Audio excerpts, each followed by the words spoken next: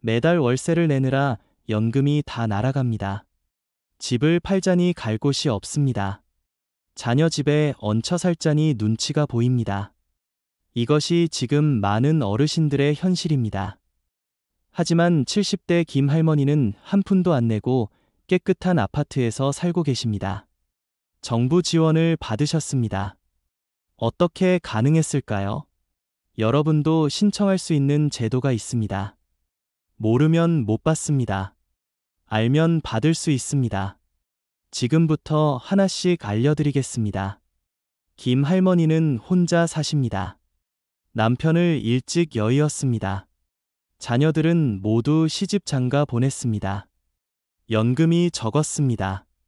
한 달에 60만 원 정도였습니다. 월세를 내면 30만 원이 남았습니다. 그것으로 생활하기가 빠듯했습니다. 병원비를 내면 남는 것이 없었습니다. 매달 걱정이었습니다. 어느 날 동네 복지관에 갔습니다. 노인 일자리 상담을 받으러 갔었습니다. 상담사가 물었습니다. 어디서 사시냐고. 월세 산다고 했습니다. 상담사가 눈을 반짝였습니다. 그러면 지원받을 수 있다고 했습니다. 주거급여 제도가 있다고 했습니다. 할머니는 처음 들었습니다. 상담사가 자세히 설명해 줬습니다. 소득이 일정 수준 이하면 월세를 지원받을 수 있다고 했습니다. 할머니의 소득으로는 충분히 가능하다고 했습니다. 신청을 도와주겠다고 했습니다. 할머니는 반신반의했습니다. 정말 그런 제도가 있을까 싶었습니다. 하지만 시도해 보기로 했습니다. 서류를 준비했습니다. 복지관 상담사가 도와줬습니다. 주민센터에 신청했습니다. 한 달 후 결과가 나왔습니다. 승인되었습니다. 다음 달부터 월세 지원금이 나왔습니다. 한 달에 30만 원이었습니다. 월세 전액이었습니다. 할머니는 믿을 수 없었습니다. 이제 월세 걱정을 하지 않아도 되었습니다. 그것만이 아니었습니다. 상담사가 다른 제도도 알려줬습니다. 주거환경 개선 사업이 있다고 했습니다. 집이 낡았으면 수리를 해준다고 했습니다. 할머니 집은 오래되었습니다. 곳곳이 낡았습니다. 벽지가 찢어졌습니다. 화장실이 고장 났습니다. 고치고 싶었지만 돈이 없었습니다. 이것도 신청했습니다. 몇 달 후 공사가 시작되었습니다. 벽지를 새로 발랐습니다. 화장실을 수리했습니다. 도배와 장판을 새로 했습니다. 형광등도 바꿔줬습니다. 집이 새 집처럼 변했습니다. 한 푼도 들지 않았습니다. 모두 정부 지원이었습니다. 할머니는 감격했습니다. 이야기는 특별한 경우가 아닙니다. 누구나 받을 수 있는 혜택입니다. 하지만 많은 분들이 모릅니다. 신청하지 않아서 못 받고 있습니다. 어떤 제도들이 있는지 자세히 알아야 합니다. 하나씩 살펴보겠습니다. 첫 번째는 주거급여 제도입니다. 이것이 가장 기본입니다. 소득이 적은 어르신들에게 월세를 지원해 줍니다. 자가주택이 있어도 집이 낡으면 수리비를 지원합니다. 조건이 있습니다. 기준 중위소득 48% 이하여야 합니다.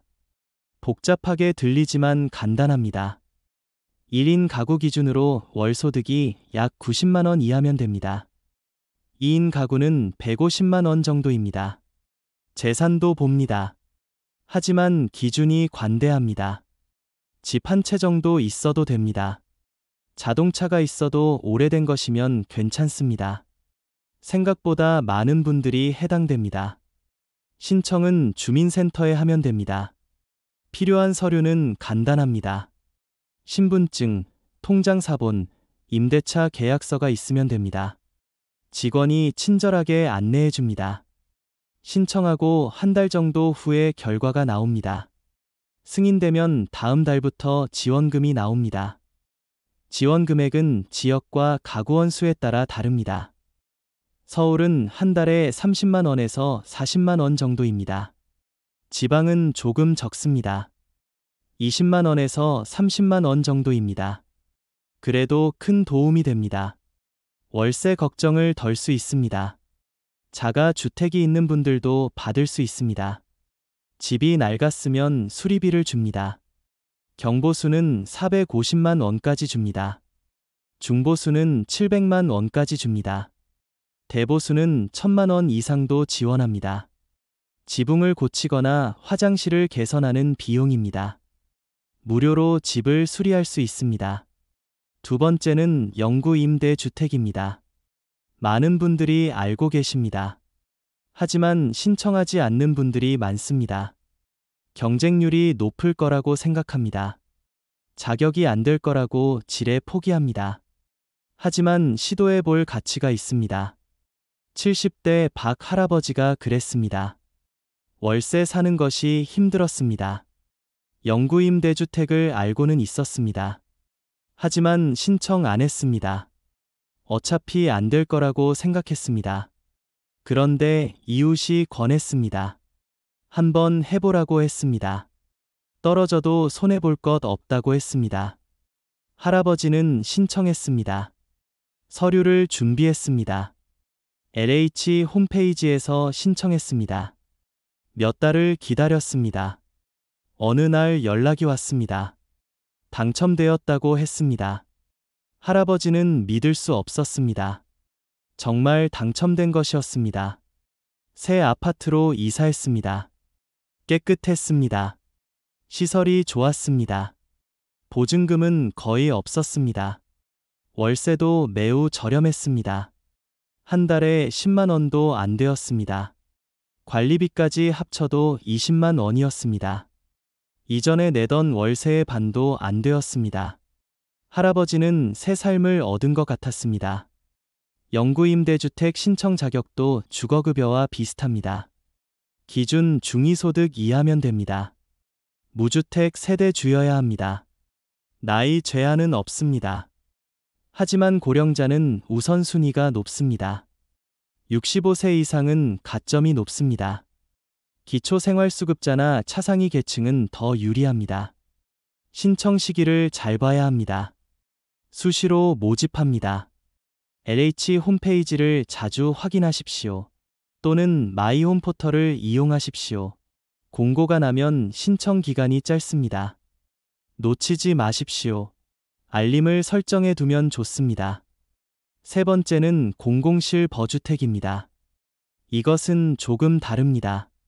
소득이 조금 더 있는 분들을 위한 제도입니다. 중산층 어르신들도 신청할 수 있습니다. 시설이 더 좋습니다. 노인 맞춤형으로 지어졌습니다. 안전 손잡이가 있습니다.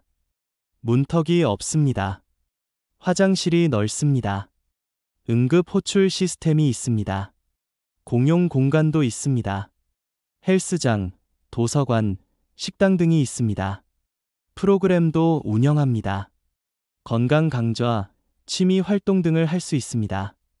60대 이 할머니가 여기 사십니다. 처음에는 일반 아파트에 사셨습니다. 혼자 사는 것이 불안했습니다. 넘어질까 봐 두려웠습니다. 아플 때 도움을 청할 곳이 없었습니다. 그러다 공공실버주택을 알게 되었습니다. 신청했더니 당첨되었습니다. 이사했습니다. 시설이 마음에 들었습니다. 안전했습니다. 이웃들도 비슷한 또래였습니다. 함께 어울렸습니다. 외롭지 않았습니다. 프로그램에 참여했습니다. 요가도 배웠습니다. 노래도 불렀습니다. 삶이 풍요로워졌습니다. 공공실버주택은 소득 기준이 조금 높습니다. 기준 중위소득 100% 이하면 됩니다. 즉, 평균 소득 이하면 신청할 수 있습니다. 1인 가구 기준 월 200만 원 정도까지 가능합니다. 재산 기준도 있지만 관대합니다. 집 한 채 정도는 괜찮습니다. 월세는 시세보다 저렴합니다. 지역마다 다르지만 시세의 30% 정도 저렴합니다. 보증금도 적습니다. 관리비는 일반 아파트와 비슷합니다. 하지만 여러 서비스를 이용할 수 있어서 주거복지 제도를 받으면서도 주의할 점들이 있습니다. 많은 분들이 실수하시는 부분들입니다. 미리 알아두면 불이익을 피할 수 있습니다. 하나씩 짚어보겠습니다. 첫째, 소득과 재산을 정확히 신고해야 합니다. 숨기면 안 됩니다. 나중에 들통나면 받은 돈을 토해내야 합니다. 가산금까지 붙습니다. 형사처벌을 받을 수도 있습니다. 솔직하게 신고하십시오. 조금 덜 받더라도 떳떳합니다. 양심을 지키는 것이 중요합니다.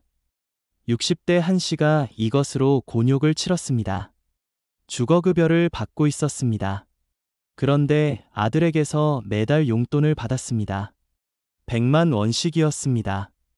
이것을 신고하지 않았습니다. 아들이 주는 돈이니 상관없다고 생각했습니다. 하지만 이것도 소득입니다. 신고 대상입니다. 1년 후 조사가 나왔습니다. 아들 계좌에서 정기적으로 돈이 들어온 것이 확인되었습니다. 한 씨는 1년치 주거급여를 반환해야 했습니다. 400만 원이 넘었습니다. 가산금까지 붙으니 더 많았습니다. 한꺼번에 낼 수 없었습니다. 분할로 갚았습니다. 몇 년이 걸렸습니다. 처음부터 신고했더라면 이런 일은 없었을 것입니다. 둘째, 변동사항을 즉시 알려야 합니다. 소득이 늘었거나 재산이 변했으면 신고해야 합니다. 이사를 갔어도 알려야 합니다. 세대원이 바뀌었어도 신고 대상입니다. 자녀가 들어와 같이 살게 되었다면 반드시 알려야 합니다. 조건이 달라지면 지원 금액도 달라집니다. 70대 송 할머니가 실수를 했습니다. 주거급여를 받다가 아들과 함께 살게 되었습니다. 아들이 직장에 다녔습니다. 세대가 합쳐졌습니다. 소득이 기준을 넘었습니다. 하지만 할머니는 신고하지 않았습니다. 몰랐기 때문입니다. 주거급여가 계속 나왔습니다. 1년 후 정기조사에서 발각되었습니다. 자격이 없는데 받은 것이었습니다. 할머니는 반환해야 했습니다. 고의가 아니었지만 규정은 규정이었습니다. 억울했지만 어쩔 수 없었습니다. 모르면 손해입니다. 변동사항이 생기면 즉시 주민센터에 알리십시오. 셋째, 중복수혜를 조심해야 합니다. 여러 제도를 동시에 받을 수 있는 경우도 있습니다. 하지만 안 되는 경우도 있습니다. 주거급여와 영구임대주택은 동시에 받을 수 없습니다. 주택연금과 기초생활보장 생계급여도 함께 받기 어렵습니다. 무엇을 선택할지 잘 따져봐야 합니다. 60대 강 씨가 이것으로 고민했습니다. 주거급여를 받고 있었습니다. 그런데 영구임대주택에 당첨되었습니다. 기뻤습니다. 하지만 둘 중 하나를 선택해야 했습니다. 영구임대에 들어가면 주거급여가 끊겼습니다. 계산해 봤습니다. 영구임대가 더 유리했습니다. 월세가 훨씬 저렴했기 때문입니다. 영구임대를 선택했습니다. 하지만 사람마다 다릅니다. 지금 사는 곳이 좋다면 주거급여가 나을 수 있습니다. 이사 비용도 고려해야 합니다. 새 동네가 낯설 수도 있습니다. 자녀 집에서 멀어질 수도 있습니다. 여러 조건을 따져봐야 합니다. 상담사와 충분히 의논하십시오. 넷째, 신청 시기를 놓치지 마십시오. 많은 제도가 수시 접수입니다. 언제든 신청할 수 있습니다. 하지만 일부는 정해진 시기에만 받습니다. 영구임대주택이 그렇습니다. 공공실버주택도 마찬가지입니다. 모집 공고를 주에 깊게 봐야 합니다. 놓치면 몇 개월을 기다려야 합니다. LH 홈페이지를 자주 확인하십시오. 알림을 설정해 두십시오. 주민센터 게시판도 보십시오. 복지관에서도 정보를 얻을 수 있습니다. 신문 공고란도 확인하십시오. 정보를 놓치지 않는 것이 중요합니다. 미리 서류를 준비해 두십시오. 공고가 나오면 바로 신청할 수 있습니다. 다섯째, 사기를 조심해야 합니다. 복지 제도를 미끼로 한 사기가 있습니다. 신청을 대행해준다며 수수료를 요구합니다. 절대 주지 마십시오. 모든 신청은 무료입니다. 수수료를 받는 것은 불법입니다. 주민센터나 복지관에서 무료로 도와줍니다. 70대 5 할머니가 사기를 당할 뻔했습니다.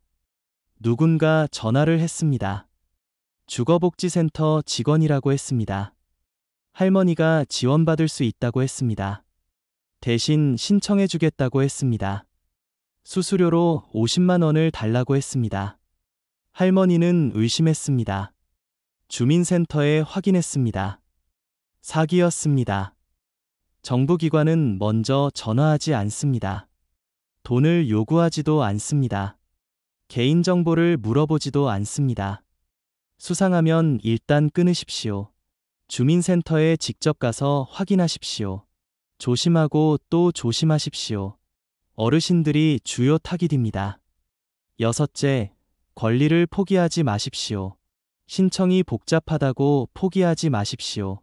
자격이 안 될 거라고 미리 단정하지 마십시오. 부끄러워하지도 마십시오. 이것은 시혜가 아닙니다. 국민의 정당한 권리입니다.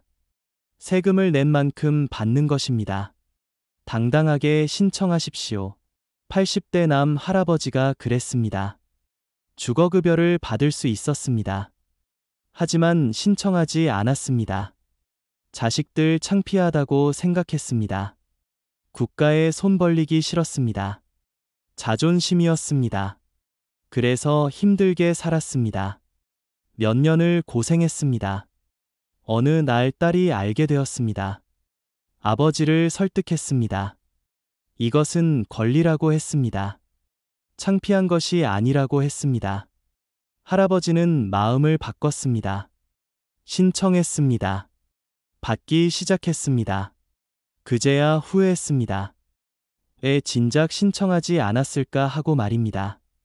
몇 년치를 손해본 것이었습니다. 일곱째, 자녀와 상의하십시오. 혼자 결정하지 마십시오. 특히 주택연금은 자녀와 충분히 논의해야 합니다. 상속과 관련이 있기 때문입니다. 영구임 대주택 입주도 마찬가지입니다. 멀리 이사가면 자녀가 방문하기 어려울 수 있습니다. 가족 모두가 동의하는 것이 좋습니다. 60대 배 씨가 주택연금을 신청하려 했습니다. 자녀들에게 말하지 않았습니다. 나중에 알려주려고 했습니다. 하지만 자녀들이 먼저 알게 되었습니다. 서운해했습니다. 왜 상의하지 않았냐고 했습니다. 갈등이 생겼습니다. 가족 관계가 틀어질 뻔했습니다. 결국 모여서 이야기를 나눴습니다. 자녀들이 이해했습니다. 오히려 찬성했습니다. 부모님이 편하게 사시는 것이 중요하다고 했습니다. 상속은 신경 쓰지 말라고 했습니다. 배 씨는 안심하고 신청했습니다. 가족의 동의가 있으니 마음이 편했습니다. 여덟째, 건강 상태도 고려하십시오. 거동이 불편하면 집 근처 시설이 좋습니다. 병원이 가까워야 합니다. 영구임 대주택 중에는 외진 곳도 있습니다. 교통이 불편할 수 있습니다. 당첨되었다고 무조건 가면 안 됩니다. 실제 살기에 적합한지 확인하십시오. 견학을 가보십시오. 70대류 할머니가 영구임대에 당첨되었습니다. 기뻤습니다. 이사를 갔습니다. 하지만 문제가 있었습니다. 병원이 멀었습니다. 버스를 2번 갈아타야 했습니다. 할머니는 무릎이 안 좋았습니다. 병원에 자주 가야 했습니다. 매번 가기가 힘들었습니다. 결국 다시 이사를 나왔습니다. 입지를 잘 살펴보십시오. 주변 환경을 확인하십시오. 생활편의 시설이 있는지 보십시오. 대중교통이 편리한지 따져보십시오. 당장은 괜찮아도 나이가 더 들면 어려워질 수 있습니다. 장기적으로 생각하십시오.